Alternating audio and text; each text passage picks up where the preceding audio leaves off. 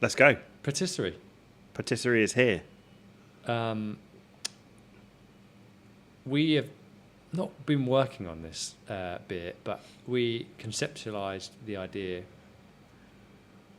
way back when we even were talking about the brewery. Yeah, this has been a dream of mine for probably about 8 to 10 years. I don't know, long time. And it's finally here. And we haven't been able to do it because of the work it takes and the storage requirements to line up 4 different beers and sit on them, especially these styles of beers. So we haven't been able to do it.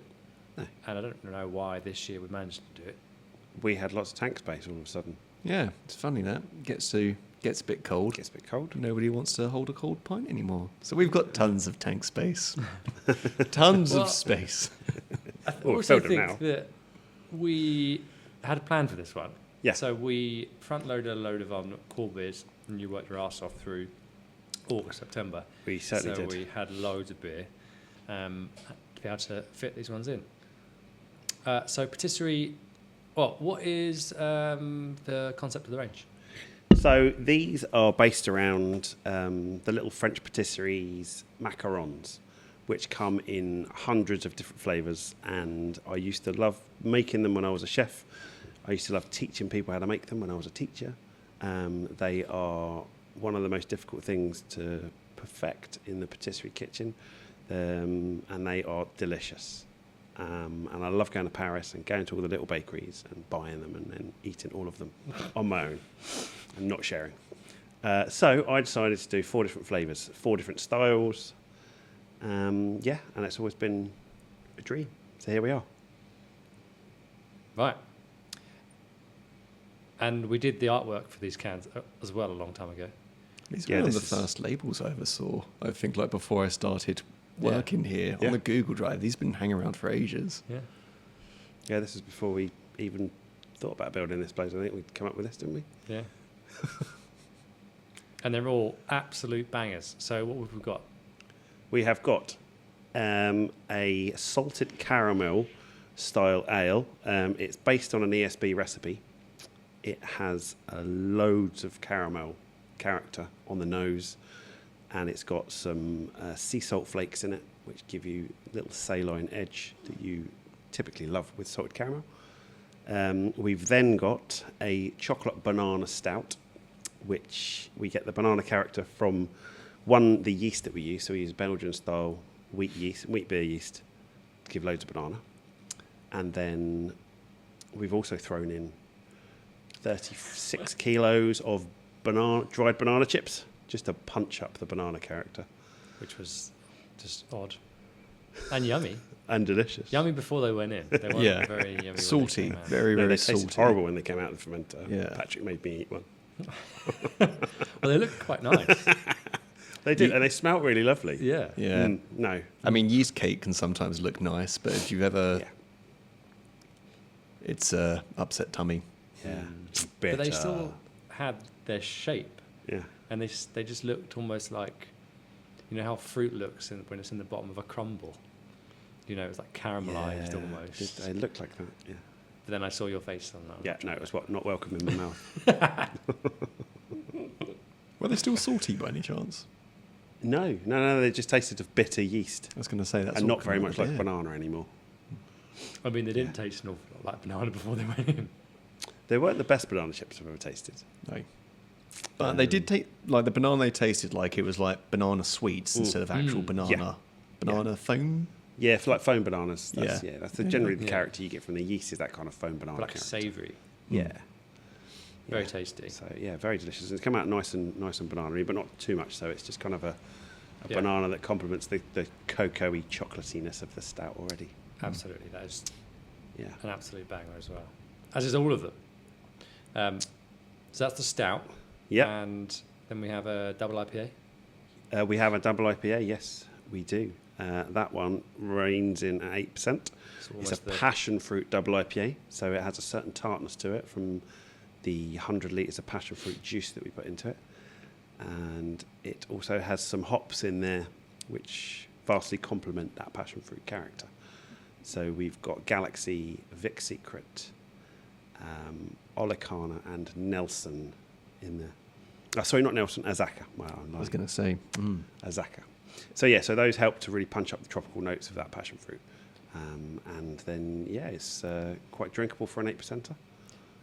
That is a big beer. Yeah. And it's Punches. unbelievably drinkable. Yeah. Almost doesn't taste like beer. Well, it's very sweet, the passion fruit juice. Not in a bad way. It's so well balanced that it could almost have been mistaken as juice. It is a very juicy beer. That bitterness that you normally might have in a double IPA. It's got that boozy sweetness, and then it's got the fruity. Like, is this a it's like a cocktail. Yeah. It is a beer cocktail. It's got cocktail vibes. There's definitely bitterness to it. Like the Vic Secret we used, that's the highest alpha hop I've ever brewed with. It's 20%? 20% something? alphas. Yeah, we had to rein that in a little bit because it was quite pokey. Yeah, Jesus Christ, 20% is. But it's not like a bitterness that sits on the back of your tongue. It's like a fresh passion fruit. Yeah, like you're eating fresh passion fruit, like kind of sour, bitter sourness that you get from eating something that's quite sharp. Yeah, it's like that. Yeah, absolutely. I think it works well in the beer. And it's dangerous for 8%. Mm-hmm.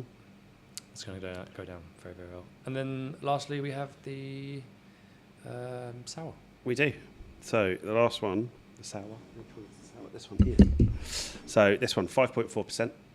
It's a blackcurrant sour. So one of my favourite macarons is the blackcurrant one. It's really tart, very sweet, chewy, and kind of slightly almondy.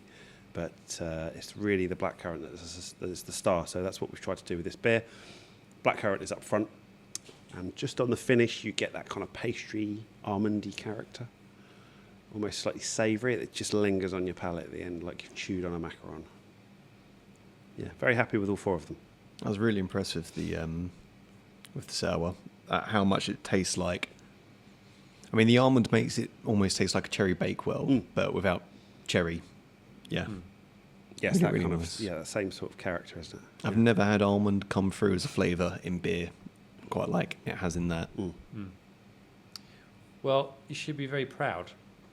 Thank because you. It's one thing creating a beer around an idea and making one work, let alone making 4 work back to back and having releasing them all at the same time. You know, it could have quite easily been, one of them the idea didn't quite work. Yeah. Every single one of those just hit bullseye.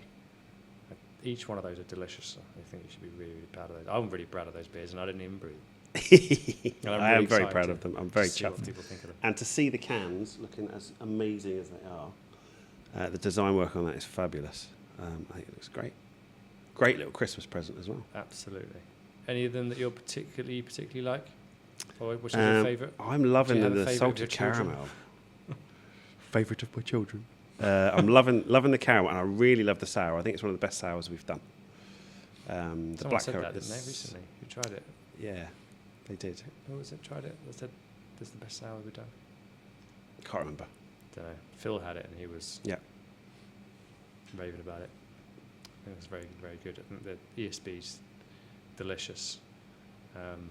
Super decadent, but the weather has dropped this week and the darker beers in there are perfect They are. for going down to -2. Yep. Pastry, sweet, delicious beers. Yeah. And all of these are going to be on tap this weekend, aren't they? They are, yeah. All 4 of them will be on tap. None of them are on cask, unfortunately, but they'll all be on tap at the tap room this week and various locations across Kent and further abroad. So just keep an eye out. We will share as and when more goes out. But please enjoy. Any further ideas or comments on that? Tempted to do the dipper without the passion fruit now. I fucking love Galaxy Vic Secret. Do it. I'm getting there. I have the concepts of a plan. Yeah. All right. Cool. Enjoy. Enjoy.